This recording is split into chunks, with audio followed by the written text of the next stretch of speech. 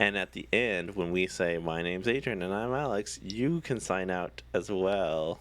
All right. And I would highly advise it because actually I want you to sign out as well. Why did I say can? I don't know. Why don't you just tell me to, man? Yeah, it's yeah, all yeah, right. yeah. Hey, it's man. your show. It's comrade. It's our show. According to me, it's my show. Okay, well I'm still according to one's needs or something or other. That's my Anyway, I'll bit. sign out, I think. So Cool.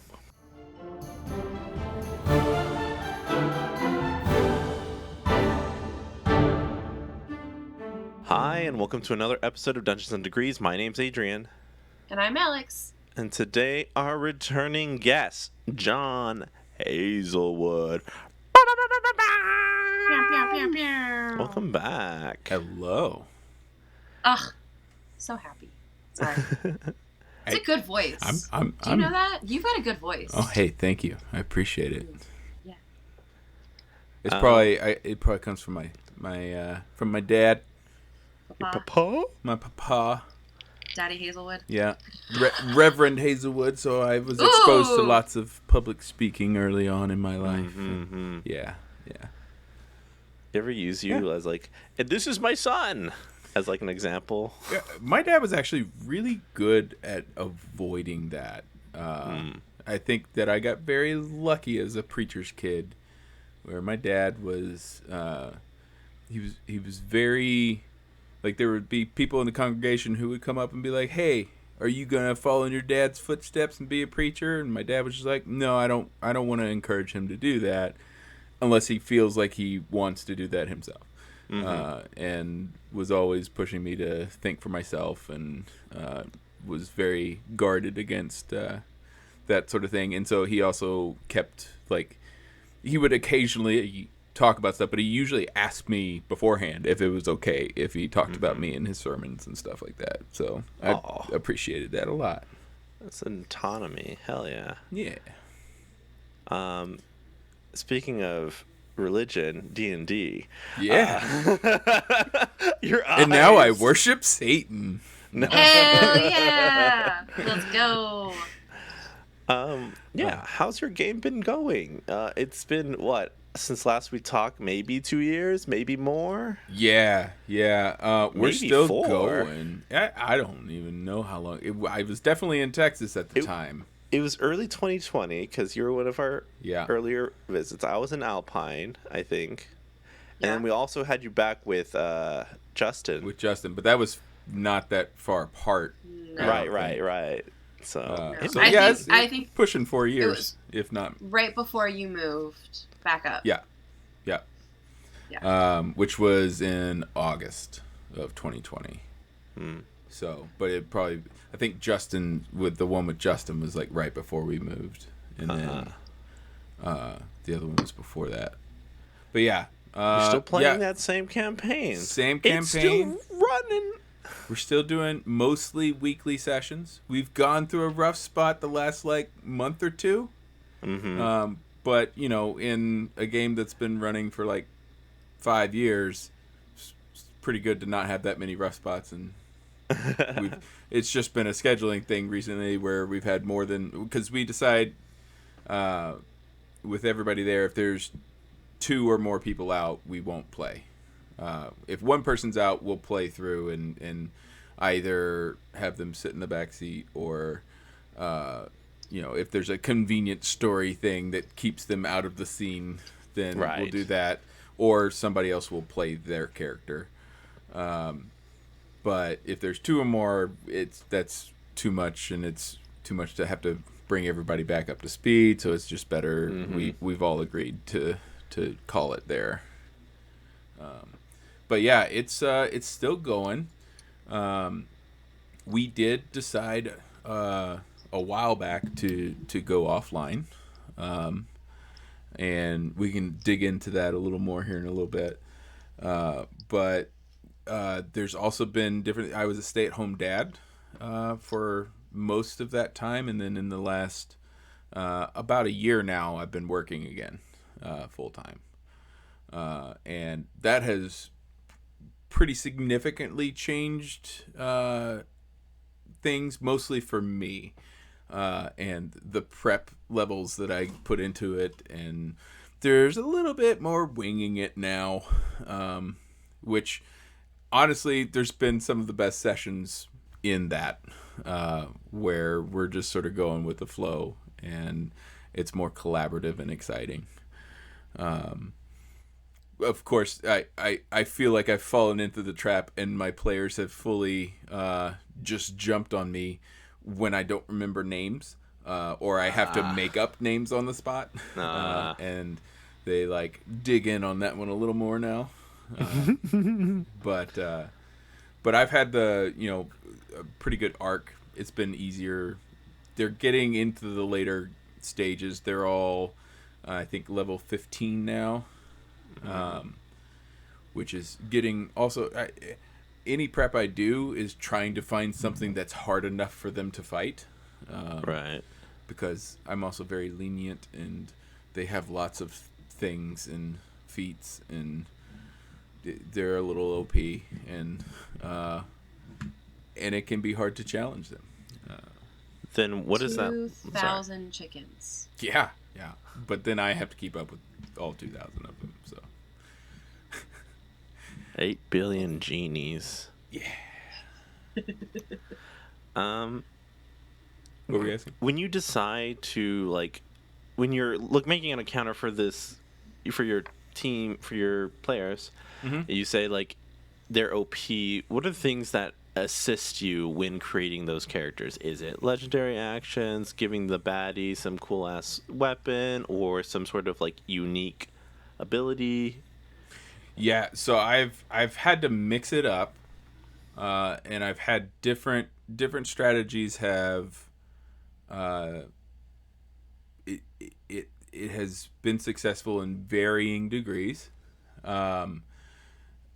So I think legendary actions are a huge help, and I've also enjoyed taking monsters and stuff that are stylistically more what I'm looking for, and then giving them legendary actions, and particularly legendary resistances. That pisses my players off. The one thing about that is that I have to remember them. Like how many? And... Like how many, and remember to do it. I'm like, okay, it's your turn. Okay, it's your turn. Oh shit, I could have gone in between, and now I'm screwed because I didn't. Because you're facilitating everything. Because I'm facilitating everything. So that actually feels more stressful for me. Even though it works, it feels stressful for me to run. So I've tried to find some other stuff, and I have also tried in this period where I try to push them to be challenged in resource management more than I did early game. I think early game there was a lot of we were just story based. We would have one big fight, but then we'd have 3 sessions of role play, that sort of thing. Now they're in the thick of shit being bad all the time. The world is crumbling that they're trying to save. And with that, I have found that hitting them multiple times and them having to be more strategic about being able to find a place to have a long rest or have a short rest and that sort of thing, or to manage not using all their spells right away. That's been a thing that I think they've learned more recently. So combat's going on for that long, or is it not having rest between fights? Or it's not having rest between fights. It's okay. Being in right now they're in a very desolate place, and it's where it's not so easy for them to just stop and take a rest, and there's shit around them that will come at them. I also recently gave them a whole bunch of rewards for stuff. They beat this massive shadow kraken-esque thing that could swim through the land, and weird stuff. And the reward essentially for that was this chest that had a bunch of magic items and things in it. But then I also put this crazy weird trap on it that sucked their magical energy away, so they couldn't do spells, and it was locked, and it like hurt them a little bit. And so that took like an entire session for them to just get the rewards from that fight. But it ended up being really fun.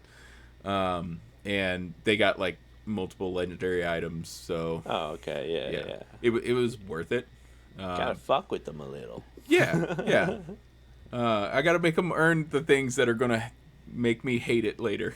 Yeah. So I've stretched things out that way, and then honestly, there's been multiple times where I'll go into like one of the resources online where you can pull up the stat blocks of existing monsters, right? And then just raise the challenge rating, and it buffs them for you, where it raises the HP and all of those things. I have had a couple times where I've done that, and then they're like hitting for 100 points on a turn, and I immediately, when I realized that it was going to be that bad, I kind of quickly lowered the HP real quick so that they would be more of a glass cannon situation. Right. Because otherwise it would have been hard. But I also have a paladin and a sort of paladin. He's a shaman, which is more kind of a paladin reskinned a little bit. All right. And so they all do pretty good at like also packing 100-point hits in and things like that. Yeah. So and they also have these like. Justin's character has this thing where he can put up an aura, and literally any attack within that aura for a full turn does nothing, period. Like you can, it's all a natural one, which is a huge headache to deal with. And there's so many auras now. The group has so many auras and things that are buffing or debuffing, and that gets to be a lot. So I've tried to simplify more of the mechanics and stuff that I'm having to deal with, and then just making them beefier, but trying to keep it simple. And I've had a better experience doing that and like narrating the color of like coloring how the things go, rather than worrying about having specific stuff in the mechanics worked out that make things complicated. Is this you like talking to them about their abilities, or is this you kind of like how you are, I guess, how you play the game or how you play your monsters? Like what is I guess what you were trying to say? Like how can you be more specific? Yeah. So I will essentially take a monster that mechanically is very simple. And I could say, he hits you with his axe for 85 points, and that can be scary because it's a big hit. But what I generally do is I will take that monster and then describe it in like narrate a more scary thing where instead of it being an axe, he's like reaching his hand into your chest and pulls out what you feel is part of your soul, and you take 85 hit points and things like that.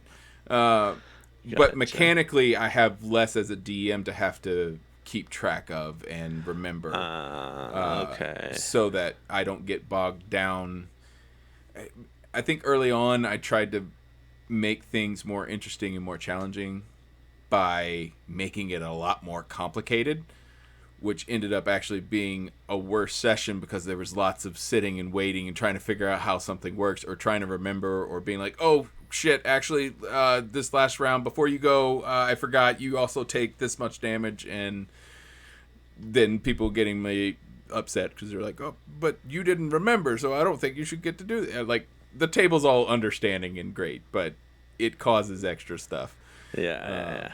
And so I found it easier and still able to challenge them by, having simple but difficult things to have to deal with. Okay. Does that make sense? Yes. I'm understanding it a little bit better. But it also makes sense to like your needs as a DM to keep it simple, but using things that have already been created within the realm of also just like, okay, I can make this super complicated, sure, but like I still need something to work off of, and I think taking that load off would be helpful for anybody trying to fight like higher level things, and just being like, hey, he pulls out your fucking heart, just like Indiana Jones style. Like, I'm so sorry, I don't know what to do.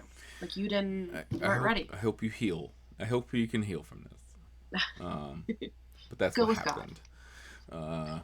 Yeah. The other thing, so I have also messed with, turn economy and trying to make sure there are lots of things that they have to deal with at the same time. So far with my table, it seems to be a better experience for them to have something that seems like an OP monster they have to fight, and their main advantage is the turn economy, that there's like 5 of them going against it and against one. Whereas when I've done less powerful but given more monsters, where they're having to fight like 5 or 6 at a time, the vibe of the table seems to not be as fun, because we get bogged down in the logistics and the turns and having to wait and do all that. And honestly, it's been a large part of me just becoming like knowing thyself and realizing I'm not that great at like the mechanic stuff. I'm in it more for the stories and the narrative parts of this, but I also get that it's a combat game and they also want to fight and they want to do this stuff. But knowing my weakness is remembering all of the little mechanics and how they would play off each other, that actually makes the gameplay worse. So that's why a big part of trying to simplify it, because I've just gotten the feedback from them that they've seemed to have had they're like, oh, that was an awesome fight that we won. I actually feel good about having fought it and won it. Whereas the ones where there was multiples, after that, they were like, ugh, that was a fucking terrible fight. I'm glad we're done with it. Those are two very kind of appreciation. Yeah, it's a very different reaction. And I think, sometimes I want to wear them out, sure. But for the most part, the whole point is for it to be fun. So, yeah. So no Leroy Jenkins moments. Correct. Yeah. Okay. As for a certain age group in this listening experience, and just for them, just so you know, I know. But I think that's interesting because I have some insight on your players too, and like that also checks out with them. Where I think if I were also sitting at that table, knowing you as a DM, I don't think I'd be upset with the amount of chaos that like you may just be throwing extra things in because you're like not forgetting, but like forgetting, right? Not in like negative forgetting sense, but like I would love to see the chaos and like, oh, I forgot to do this. Guess what? By the way, we're gonna make this work. Like there doesn't have to be straightforward mechanics where it happens perfectly by the book every time, but also knowing some of our friends at that table, they're a little more like it needs to happen every time, which is fun for them, but not fun for you behind the screen. Right. And the other thing I have to face with my table is I have a lot of trying to how do I put this? It's not an abuse of this, but it's kind of like an abuse of the rule of cool, arguing for the rule of cool, where they really want to just make a narrative story, but it's kind of like trying to sneak one in kind of thing. And sometimes I have to be like, no, mechanically it's got to work like this. We can't be wishy-washy on everything just because you think it's a cool thing. Sometimes it is, and sometimes that's the vibe that hits, but it's kind of a thing to thing. But that table will do that a lot. And then probably the one who has traditionally been the most rules stringent person would be Justin, and he's actually, I think you can talk to him about that too at some point. he has very much changed. He's playing a slightly different character now, and he's more along for the ride and is okay with it being this story thing. And we've talked about it and we've accepted that we are very different DMs, and he's playing in my game, and it doesn't have to go the way he wants to. And when I've played with him, I accept that I have to know all of the rules and how my thing, and I have to have my spells ready and know what I'm going to do, or else he's going to kill me while I'm thinking, kind of thing. And I think that we've just, particularly with being able to play a game this long, it's been really nice to just get to know each other, and we know sort of how things go. I know which players to be on guard for them, trying to sneak something in and bend things a little bit. And the ones where if they come up with a cool idea, I want to let them do it so that they get in there and get more engaged into it. So, yeah. How do you feel you've changed the biggest in the last 4 years of DMing? Like, what is your biggest change? I mean, honestly, prep. I think earlier on, I was wanting to write a novel. I was wanting to write this epic story. And there were lots of times where I don't feel like it was really railroading, but I was particularly pushing to try to get characters to react a certain way so that it would sort of go this way. And now mostly it's because I don't have as much time to prep, but also I'm comfortable with my players. I let them have a little more freedom and leeway in what they want to do and how they want their characters to be. And there's less, there's more, we're here to have a good time with each other and see what happens with the story, and less it needs to go a certain way and I'm hoping I can do it. Now, every once in a while I still get in there and try to get all dramatic and set things up and cue certain music. But I'm not doing the prep that I did before. I also, probably something that's not a good change, I'm not taking notes as well as I used to, which does make things difficult. I would say that is one thing. We were talking about being online or not. That's one thing I miss, is that when we did it online, I could go back and just rewatch what we did and not have to worry about my notes the first time. And I for whatever reason, I've just not been able to get something where I'm setting up to record our sessions just for my own personal use, because it gets to be a headache and my computer can only handle so much stuff at one time and my hard drive is full. So, yeah, so I haven't done that as much, but the notes things have sort of deteriorated. Is your nose cold? Oh my god, it's like fresh out of the box, so like I'm sniffing it a little, but I muted it. I'm sorry, are you nuzzling? I just have my camera off, so I'm enjoying my time here, not looking at either one of these boys. Are you just nuzzling your microphone, Adrian? Yes. It smells nice. Did you name it? Does it have a name? Do you know like a shoe store? Mm-hmm. It kind of has a hint of that, and I love walking into a shoe store and smelling all the rubber. Mm-hmm. Okay. I got a different view of shoe stores than you do. So I was like, I just like Payless. like I don't know. Feet. Oh, R.I.P. Payless. There's still some that'll around, date us. Are there? I think there was one. The one by no, my house. No, the one by here did close. No, they were whatever the thing Dude, is. That... we still have a Radio Shack around here. What? I had a Radio Shack back in Alpine. Yeah. Like, I thought they were totally gone. And I don't know that there's actually, like, a national Radio Shack thing, or if these are people who have just sort of kept the name on their building.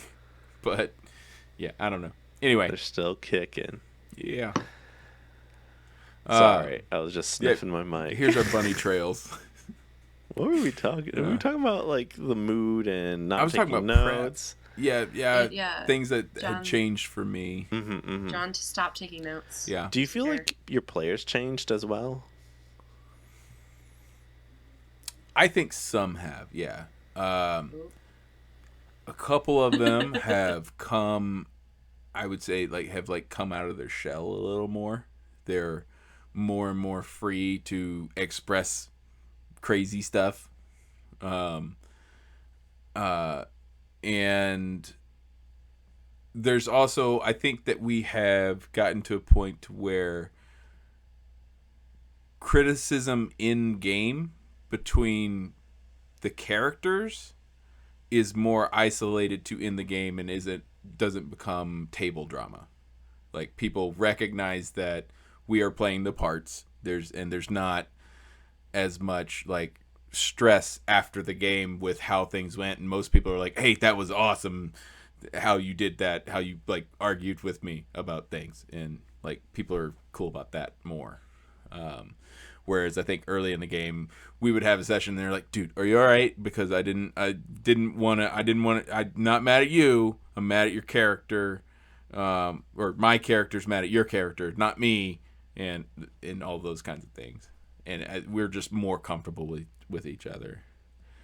I think as a group, they've also gotten a little more strategic, which is cool to see.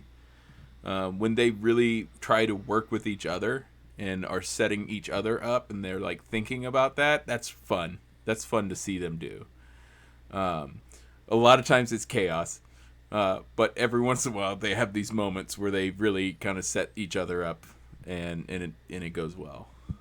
So that's cool. Who's your most chaotic player? Player or character? Oh, I guess player. we'll start with player. I have different answers, so I could answer each. Yeah. Player. Let's go first. Chaotic player is probably Matt Heflin, because he's a troll, and he knows it. I'm not afraid to say this on a publicly recorded and broadcasted podcast thing. Matt Heflin is a troll, and he... Listen, I haven't talked to him in like 1,000 years, and I would 100% agree that that's probably a character trait that is consistent, that has been... That's part of his core identity, really. I think. He's a very loving troll, I will say that. But he likes to just... He's one of the ones that likes to try to get every inch that he could, even if it's starting to get ridiculous. And then chaotic character is probably Haraway, which Wan Yen plays. Because she has this very complex... I love it. It's so cool how she's come along. She's got a very complex character. And there's all these moments where she will go with one sort of aspect of that complex character and run with that in that moment, and then have something else sort of go back the other direction another moment. And I think that she's playing that character really, really well. But I also don't fully know exactly what's going to happen. From one scene to the next. She might be well reserved and sort of quiet and going along with what the party's doing. The next, she might be the one that stabs the person you're trying to talk to in the middle of the what was going to be a more political encounter is now a violent encounter, and things like that. But yeah. And then there's just then there's Whoa. Do we need to wait for him? Will it keep recording? I don't know. Sometimes it does, and sometimes it'll keep recording. It'll sometimes lose some stuff. So I'm sure when he gets back, we'll stop and then he can piece it together. All right, that's cool. Yeah. I can go back and repeat. That'd be great. I'm so excited to hear that Wani is doing the best. Oh yeah, she's doing great. Oh my gosh. And she's come out of her shell. There's been a lot more of our group getting more comfortable with each other, and the boys making ridiculous jokes and not being as reserved when Wani's there. Oh no! But like Wani has also started making those jokes as well. So I love that. Yeah, it's good. I love that so much. I think it would be interesting to see like the entire case study of like how much. I know we're still that's fine. We'll record. Would like to see the entire case study of like the amount of trust that y'all felt like that before survey of like, are you confident that the person at your table isn't mad at you when they make a decision? Like, how often do you feel like you have to clarify versus like just doing the thing and not thinking two things about it, like that mutual understanding that it's not personal. I think that's really interesting, like listening to it long term. I like that. I agree. That's fun. But it's also interesting, like, do you think your lack of taking notes is because you're like subconsciously a little more confident in like your whole ability to DM? I think yes. It's also confident in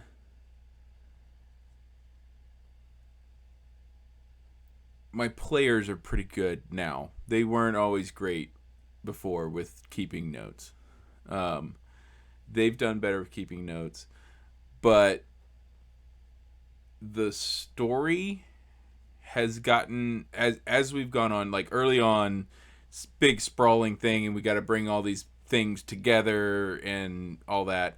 Now they're pretty much they're on one path to go try to save the world, and so it's a little easier to keep track of this stuff. There's not as many new things to explore that I feel like I need to flesh out so that I have things for them to see. They're more familiar with what's going on. And they did just recently travel to a new land. But the key descriptor of that is it's very barren and gray.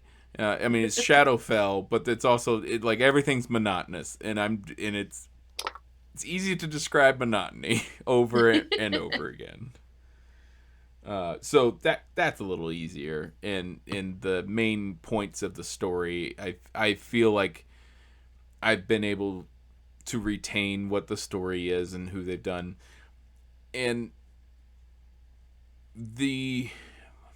as opposed to probably like Critical Role or something like that, where all of the characters, the NPCs and stuff they run into. So we were talking about the lack of taking notes, whether that's confidence in my abilities as a DM. And I think overall, yes.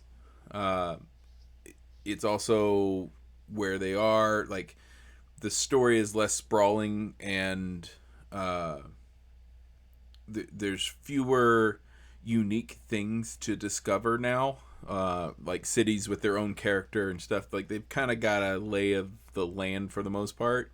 And they're kind of beyond the point where travel is like exploration travel is not, overland travel is not a thing anymore because they can teleport and shit.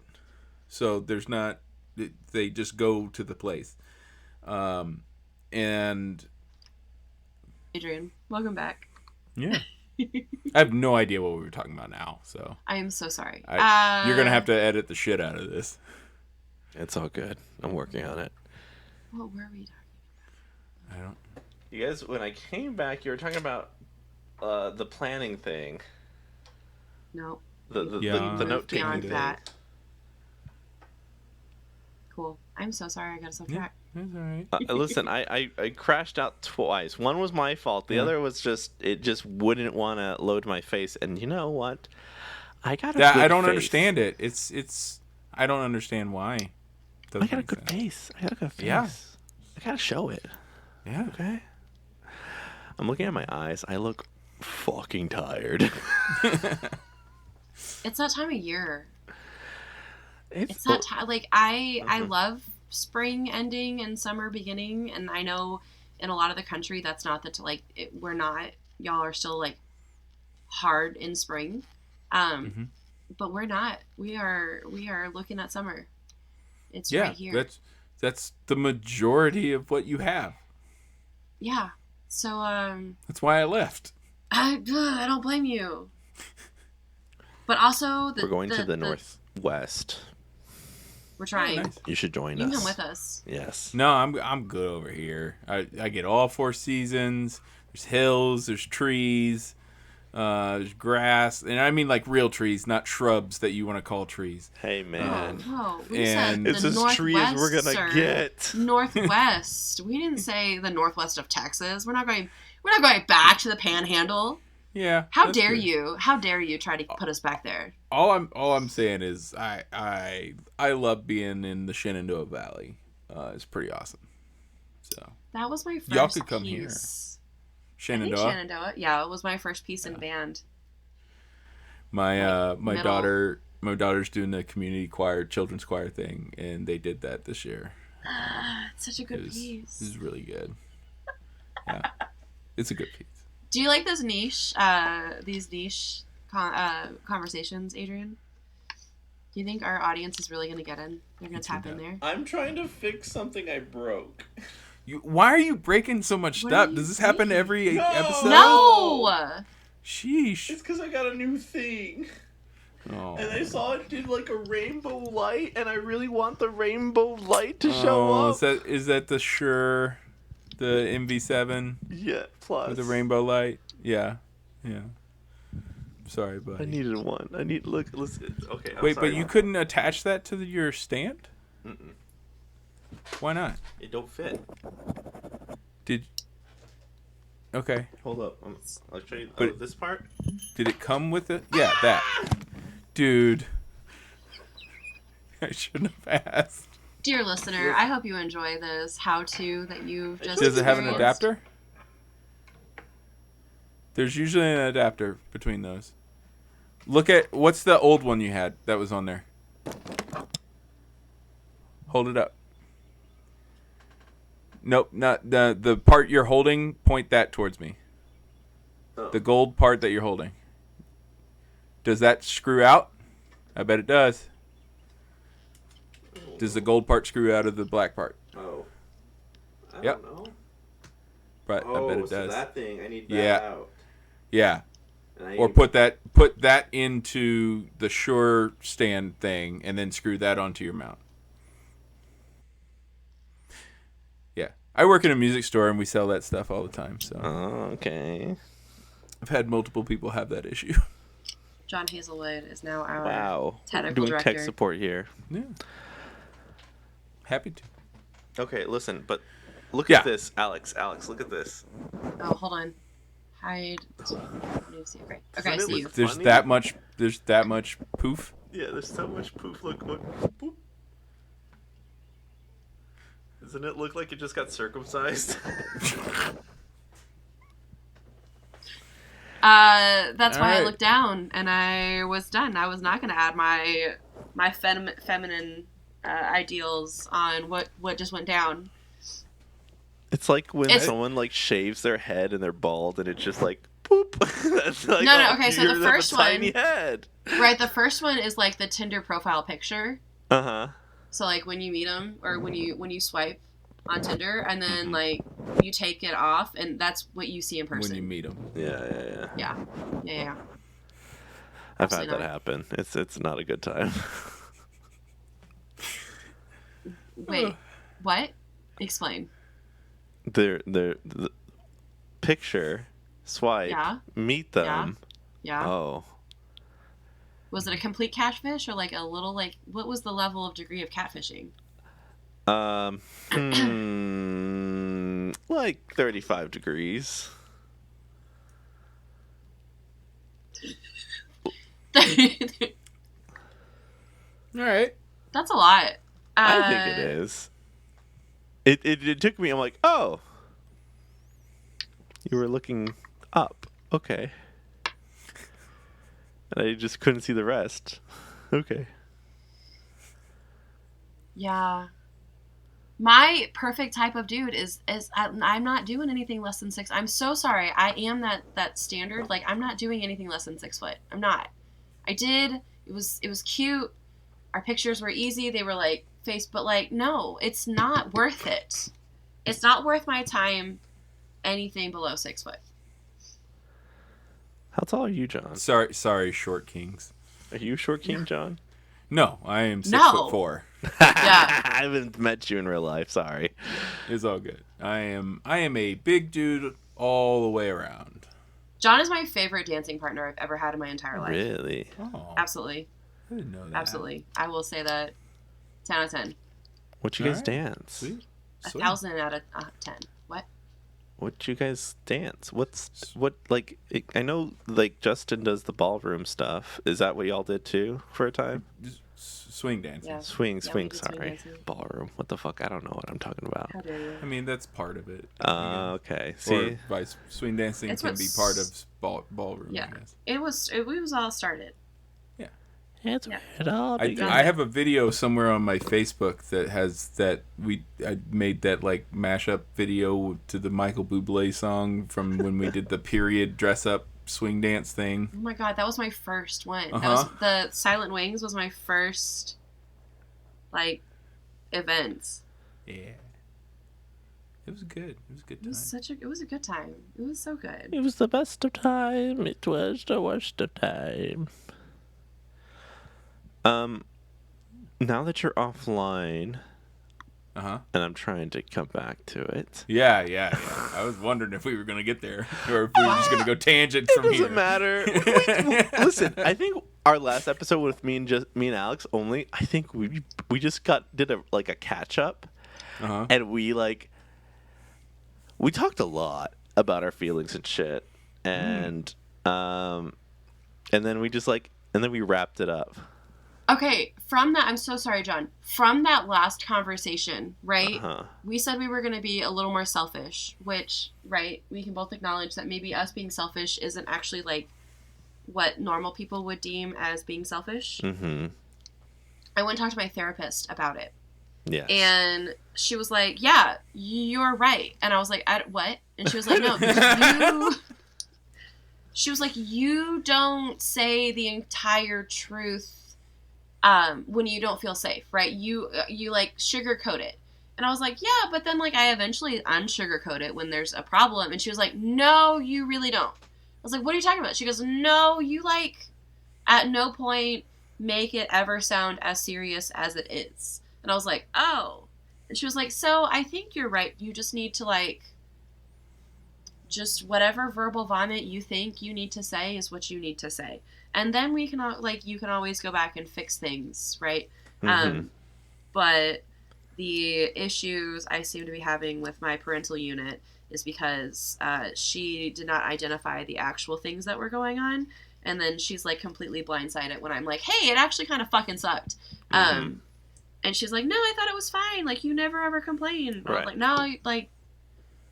So, like... Yeah, this feral summer is approved by my therapist. True. Feral summer. Yeah. Feral summer. Selfish summer, yeah. Selfish, feral, bad bitch summer. It's because we minimize the things that we want to a high extent.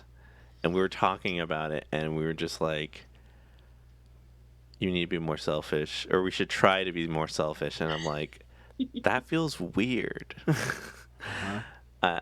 I mean, so I think I'm being more selfish. I'm I'm like more vocal about the things I want and need. And I Yeah, don't know. I told you yesterday that I was done talking, and like I told that to another person, and then I told that to Michael, and like nobody freaked out at me. That you were Like, done talking? that I was just done communicating. Oh. Nobody was mad. Nobody was mad. I didn't have to push myself any further than I wanted to. I was done. And even Michael was like, okay, cool. I'll just sit next to you. What? You'll just sit next to me? We don't have to talk? What do we do? Blows So our minds. I know. That all sounds. I'm happy to hear that for you guys. That sounds good. And selfish has a very bad connotation for a lot of people. Yes. And maybe that's not even the right word for what you guys are doing, because it seems like it's more involved with you're allowing yourself to have more self-worth. Yeah? Yeah? Yeah, okay. Yeah. Yeah. You're fucking hitting the nail on the head. Yeah. It's maybe kind of like I've had to do it too. So, yeah. Okay, but then how, like, I have, but like... I don't have all the answers. Don't. I know, I'm not. Like- We're just round tabling this. Yeah. Okay, right? Sure. So, like, honestly, it might, that word, the selfishness, it is probably, you're right. It's wrong. It feels like being selfish is wrong. That's like a negative personality trait in most people's minds. Mm-hmm. Right, and it is. And, like, Mm-hmm. me going 100% is not, like, a normal 100%. Mm-hmm. So I also need to, like, reframe it. But right now, that reframing of, like, I need to be selfish works. And so I have a better definition, I think. Well, when you're a person that is so self-sacrificing and you are very conciliatory to other people and their needs, being selfish is just like being a normal person. Yeah. That's and what me and Alex. looking out for yourself and saying, hey, I actually deserve to have these basic things that you, as someone who's self-sacrificing, don't realize other people are just naturally doing that and taking care of that for themselves. Yeah. And what feels uncomfortable to you is actually normal, and you're not really going to be in danger of being real badly selfish and, like, yeah. Ostracized from my social group. I guess I don't want to say you're not in danger of being that way, but you're in there's a lot less risk to getting to that point. Yeah. I guess someone could rebound and go way too far the other way. But also, don't the think therapist so. gave me the permission, like, said, like, if it does swing too far to one side, like, you can always readjust. And I was like, wow, you mean I can try new things and nothing is going to happen to me? Please explain that further, please. Like, for example, I don't know that Adrian could actually be a dick to somebody. You probably could. I don't know. But, like, my experience with you is that you're a very kind person who wants other people to feel good and comfortable and happy. Yeah. So what? So if you were like, listen, I don't want to talk to you about this shit anymore. Like, I need to go to bed. You don't do that. Yeah. But maybe you should. I'm working on it. I think that, so like, here's where I was before. If I needed to go to bed and I was feeling tired, I would just wait for a lull in the conversation, however many hours that took. Instead, I'm like, okay, hey, I need to go to bed. And then I also, because I've like pushed my normal limit, I also have to be reassuring. So then I'm like, And I appreciate you coming to me with this problem. I don't think I have the proper headspace at this time, at this kind of strength level. And I think if we talk at a different time, we can do that. And I'm going to bed now, so that way I can be better suited to meet your needs. Like that one thing of going to bed has to come with a document size why for me, or else I feel like I'm the most shitty person in the fucking world. But just like it like Alex says, it just like it feels weird. It fucking feels weird. The thing in my head that says, nah, you're not supposed to do that. You're just supposed to just let them talk forever. Because one, it's rude to interrupt. And two, you know, they need you. Yeah. They need you. I have had that problem with my D&D group. And they're not even talking about, like, sensitive shit. It's literally, like, talking about bullshit for hours on end after the session's over about the mechanics of some game. And then it bunny trails and all these other things. And I feel like I can't just go to bed, or I have to be like, I'm sorry, guys. I have shit tomorrow. So even if I don't have shit tomorrow, I'm just tired. I have to have some reason that I'm leaving now, even though it's also, I'm on the East Coast, everybody else is Central. It's like 3 a.m. for me. I have to go to bed because some of those guys will just talk forever, and there is no lull. That's another thing at our table. There's a lot where I'm like, I have to talk over these people right now until they start listening because they won't stop. And because we got a lot of people who are just very talkative people. And that makes it bad when you can't exit the conversation well. So yeah, that makes sense. I felt that when you were talking about that. I was like, oh. Listen, man, it's a strange environment that I've fallen upon, and I'm trying my best. Also, I've been going to the gym. I've been working. I got a schedule. I've been, and then I don't know. I cleaned my clothes. I need to fold my laundry. Yeah, I cleaned my clothes. That is a victory I rarely achieve. Dear listener, I always clean my clothes, but I cleaned all my clothes, like all of them. Not That's just like different. I only need like 5 or 6. Oh, I don't have any clean clothes. I need to do a load of wash so I can wear something tomorrow. Like, I keep clean clothes that I wear. Sometimes they just get washed the night before I wear them, and then I do that again for days on end with the different set of clothes that are dirty, and most of the clothes are just in a dirty pile, waiting. Yeah. It's an achievement when you actually get them all clean. I have Steve Jobs to my life. Oh, okay. Oh, what the hell? For school, black I literally just wear coveralls. Forever. Black turtlenecks. No, I just wear coveralls.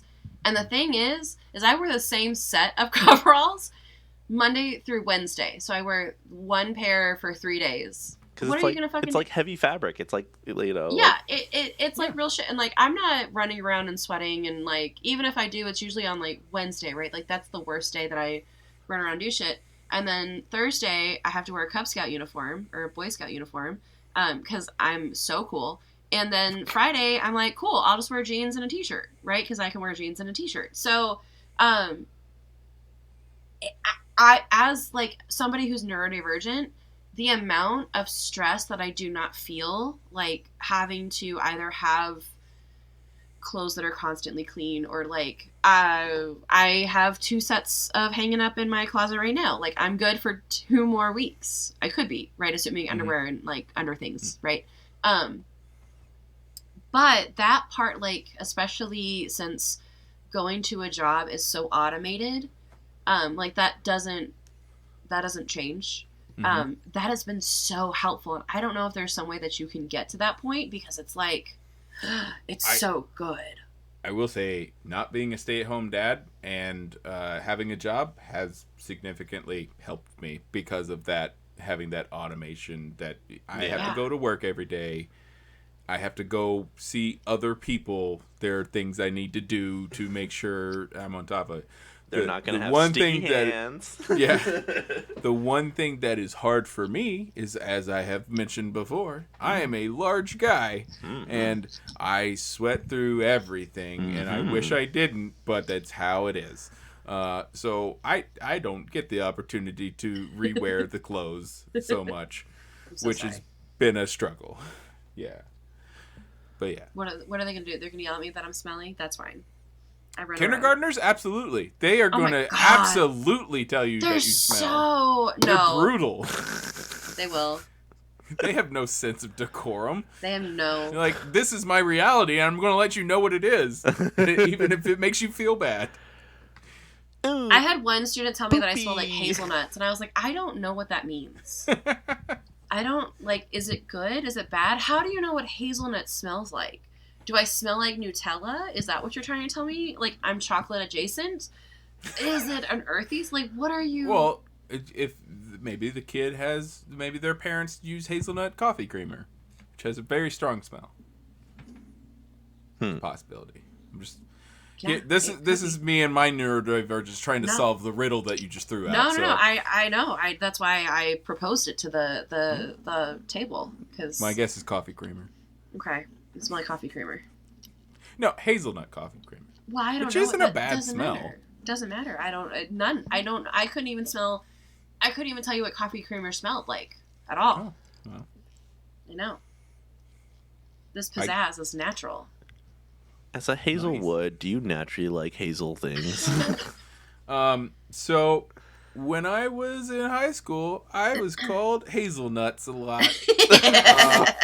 And I didn't really like that so much. Why not? I don't understand. Well, because they were talking about my balls. I'm joking. So I didn't like it. So for the longest time, I didn't really care for anything with hazelnuts. But no, I like hazelnut, like Nutella's awesome. And yeah. And I actually like hazelnut creamer. I prefer French vanilla, but I like them both. Gotcha. I just wanted to know. Yeah, it's fair. It's a reasonable question. I think the worst I got in high school. I'm gonna go back. I have to go back. I wasn't made fun of in high school. I kept it low profile. I was just. I can tell you some sad stories over here. So I think the worst I had it was when I was in first or kindergarten. I think it was kindergarten. My teacher, Miss Lawrence, would call me Al because that's my initials, and I cried because that's not my name. Yeah. Sure. Identity's a big thing there. I can see that, but let me raise you the Al issue, and I was Big Al. Okay, I was Big Al. They called me Big Al. Was there a Little Al? No, it was just I was Al. My dad shortens my name to Al, or shortened my name because he's still not around. And then I would play softball, and then it was like, Big Al's up to bat. I was like, no, we're not. No, I'm not. Is that your dad saying that? Yeah. Yeah, he used to yell it and shit, too. And then I was called Borland for a while, because Big Al from Home Improvement's last name is Borland, so... Big Al Borland. That just... And I was like, that's the worst... the worst character at that time, right? You think... that's the worst I could ever be, would be Al Borland on Home Improvement. Never mind that he's the most logical of them all. So yeah, I'm sorry. I didn't mean to usurp. I did mean to usurp. I was being selfish. Okay. I moved. My family lived in Arkansas up until I was in 5th grade. And I moved to Northern Virginia, suburb of Washington, D.C. In 5th grade, you start band, and I played saxophone. Bill Clinton was president. Oh, no! And this was amid all the bullshit, the bad part of the Clinton administration. So I got a lot of shit for that. We did not have a lot of money, my dad being a preacher, and I came to school. I wore Walmart Velcro shoes, because those were easier to put on. I mean, So, like, I could tie shoes, but I liked the Velcro because they were easier. I'd rather not. I'm going to save those 3 seconds and then ponder the world's mysteries. Yeah, but they were, they're from Walmart. And I'm from Arkansas, where Walmart is, like, the most successful business in the state. So they're everywhere, and that wasn't weird. In Northern Virginia, however... where some of the classmates their favorite pastime to doodle was drawing the Adidas and Tommy Hilfiger and Nike logos everywhere. Made fun of my shoes, made fun of me being from Arkansas. My brother, who's non or semi-verbal on the autism spectrum, called me Bubba because he can't say John. So being called Bubba from Arkansas wasn't great. They sent me home crying because I didn't have Nike shoes. My dad went on a trip to... I'm unpacking a bunch of shit here. My dad went on a trip and found a Nike outlet store and bought me some Nike shoes, and I wore them to school, and they called them fake. Oh, no. And shit. To this day, I do not wear Nike shoes. Oh, no. So, there all sorts of shit that went on with that that I have had to work through. But yeah. I can agree with you that the musical instrument trauma is real. I played the flute, and I went to band camp the year that American Pie came out. Oh, boy. So I wasn't allowed to watch American Pie. I did not know anything about it because I was in middle school. And my parents were at least semi-okay for, crude shit, right? So I came to Miss Sikowski's English class, and everyone's talking about what they did over the summer, and I'm like, oh, I went to band camp. And then she's like, what instrument do you play? And I was like, I play the flute. So it was done. So I got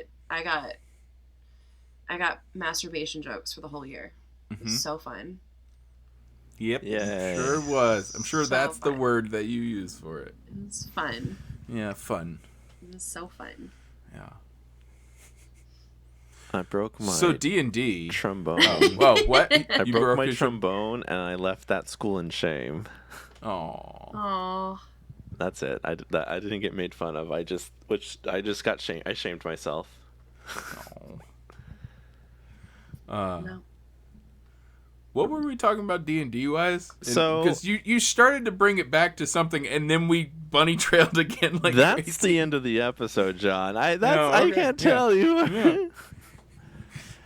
I can't. That's just part of what we do here on Dungeons and Degrees. Yeah. We just talk you're not. shit. Yeah, you don't have to keep us on track. That's Yeah, what I your was job. just wondering. That's- I will make sure. It is. What I it is. contribute You're to doing the bunny great. trail, so. You're doing great. No, you are amazing. Oh, thank Wow. What a wonderful episode we've had today. I think we did a lot of unpacking and understanding, the things that can change between offline, online, and vice versa. And I think... Oh, I didn't even actually speak. I had a whole thing that I was thinking I didn't even speak to about that. Jeez, Logan. That was literally about the internet. Can I ruin your ending here and talk a little more? Go. Talk about this internet. Talk about the internet. So I 100% was a lot less stressed with my party, and I think they played better when we pulled it offline. There's a lot of showmanship that happens, even if it's innocent, just little things that would come up. Or if they make jokes, I often can get pretty self-conscious. Do I show my mom that I'm doing this? Well, if they're making these crude-ass jokes, I don't really want my mom to be all giving me shit for it. And things like that. And I just was a lot less stressed, and we could relax and just be us and be at the table and make whatever jokes we want to because we're comfortable with each other and not worry about who's seeing it. So, and also it took a lot of stress out of like making sure, I stopped worrying about playing music so much or having all these extra things for the production of something like that. And I found that to be a huge benefit for us. So I there's nothing wrong with people who want to put on a show and do that and have stuff streamed and all that. And if you have it set up to where it's super easy for you or you enjoy doing all that, great. For me, it was better to pull it offline. So yeah, that's what I wanted to say, Adrian. Now you can end the show. But no, I also want to talk. Okay. You made that choice, and like it's still an okay choice. So you put it up, and then realized it didn't work for your table, and like pulling it down doesn't make it any worse. No, right? It doesn't. If anything, it made it better. Yeah. So like taking that stance, and even hey, we played it online, we took it off, we actually hate it more, and like to put it back up wouldn't be like you're just listening to the party's vibe. Yeah, for sure. And it was definitely, it wasn't just me doing that. Like, we talked about it as a table. And everybody was cool with it. And, yeah. Yeah, I think that it's totally fine. And you should go with what people are more comfortable with. Yeah. I love that. Yeah. I'm so close to fixing this. I'm so close to fixing this. Oh, well, now we have to wait till you fix it to end. Yeah, keep fucking talking. Why do you guys stop? You guys were... Dear listener, thank you so much for joining us on another episode. I'm just going to slowly end it. Okay, as Adrian works through his stuff, although I can't see him, it doesn't matter. Dear listener, thank you for joining us on another episode of Dungeons and Degrees. You would do us a great honor and service if you referred it to at least one of your friends or enemies, right? If you liked it, like go send it to your family or friends or table. But if you didn't like it, then yeah, send it to your like arch nemesis. Like make them be tortured. Although I don't know if I would trust like my arch nemesis sending me anything, so I don't know. But either way, at least listen to one episode, and when you get that one episode completed, like go rate us 5 stars, because honestly, you for human to human, you shouldn't be rating anything less than 5 stars, right? Uber drivers, 5 fucking stars. Podcast, 5 fucking stars, unless it's like some really like out of pocket bullshit, right? Unless you're like just like it's somebody trying to start a meeting with people who wear white sheets, like. Then you can rate them 0 stars and like report them and like do that shit. But like your average podcast, just fucking 5 stars. It's the good thing. That's the American thing to do. For those of you who celebrate. You can also find us on all social medias at Dungeon and Degrees. And you can help us out on Patreon, and you can come join our Discord. And John, as always, it is 100% pleasure. And I think it was a crime that it's been more than like 6 months, but like for sure more than a year since we talked to you. It's a crime. Let's not commit it again. Let's not. We're done. If that's okay with you. Yeah. Okay. 100%. Thank you. I love coming on and talking to you guys. You guys are great people. I love it. Thank you. I appreciate it. You're welcome. Hey, so the other thing you have to work on is taking compliments and being okay with that. You've been listening to our podcast. It's not just being selfish. Huh? Have you been listening to our podcasts? I mean, you know. We talk about it all the time. Yeah. I know. We know. You're still making weird voices but when I say I love you. But I said thank you. Yeah, well, okay, well, good job with that. I mean, you're kind of right, okay? You're kind of right. By kind of right, you are right. And look at that, John just took that compliment. Just said, like, yeah, I am amazing. That's true. That's a voice. Okay. That's a voice. God, oh my God. No, it wasn't. I use that voice all the time. No, that's your voice. No. See, you're right. Thank you. I appreciate Thank it. you. Thank you. Thank you very much. I deeply appreciate it. You're very welcome. What is this George Takei moment? What is It this? could be. What Oh is- my. That's the thing. All right. Thank you so much for listening. My name's Adrian. And I'm Alex. And I'm John. Yeah. Go have some fun. Boo.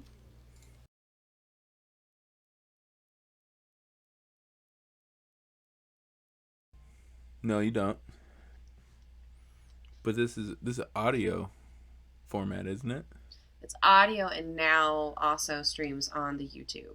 Oh. Because we found out that some like countries don't get us at all. Oh. Because of the podcasting thing? Yeah, so we've had like 2 guests overseas, or 1 or 2, Cool. that didn't get our podcast at all.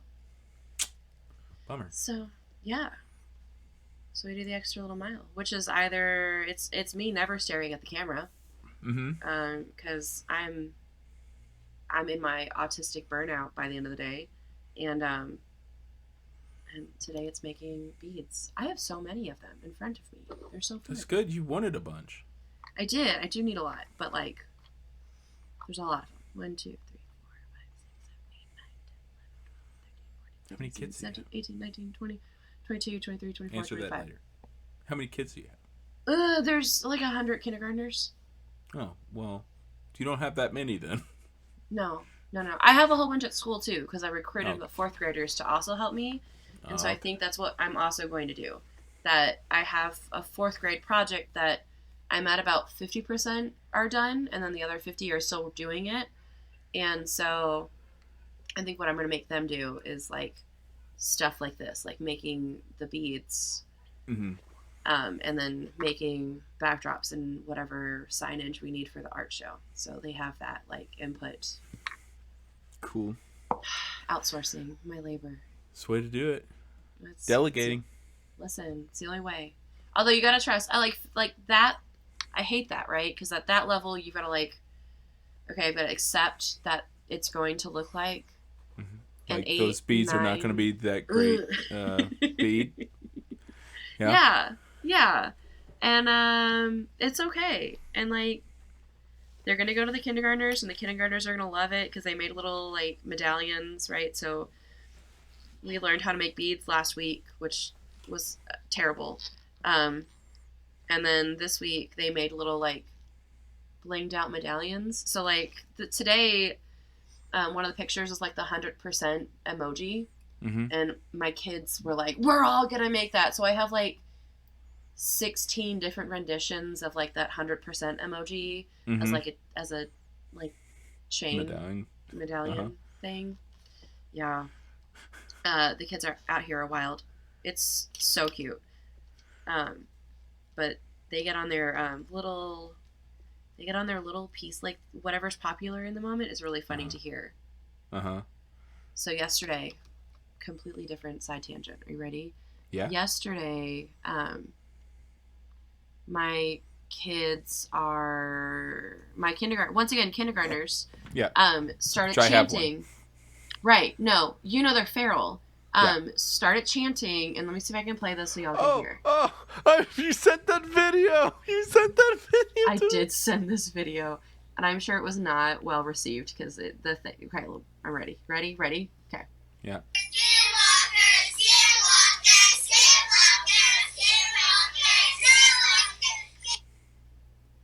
Scale walkers? No, Skinwalker. Skinwalker. The kids are screaming that, and Why? they're like, because one kid started talking about Skinwalkers, and then they were all just like, echolalia. Like, it was just what they started to chant. All right. I thought they were like bullying someone. That sounded like No, they're not bullying it. They were just singing it. They all thought it was cool, so they said it. It was You're in interesting. kindergarten, dude. Like, they don't know half of the things they're chanting and saying. They don't understand half of it. So. Yeah. That class also contains my favorite kindergartner, who is obsessed with the sea shanty that was popular on TikTok. He can sing it. Like, he knows all the words to it, and he just sings it. Nice. And so whenever he does that, I usually will play it, and then they all want to hear it 8 times in a row. Is it Wellerman? Or What Would You Do with the Drunken Sailor? No, what is it? It's oh, now I have What Would You Do with a Drunken Sailor stuck in my head. Hold on. Soon may the Weatherman come. That one. Yeah, Wellerman. That one. Weller. Wellerman. Okay. Yes, that one. He knows all the words to it. Nice. And he has a little, like, kindergarten wisp with it. Oh. Soon may the Wellerman come and bring us farmers and warm. Something like that. Yes. Sorry.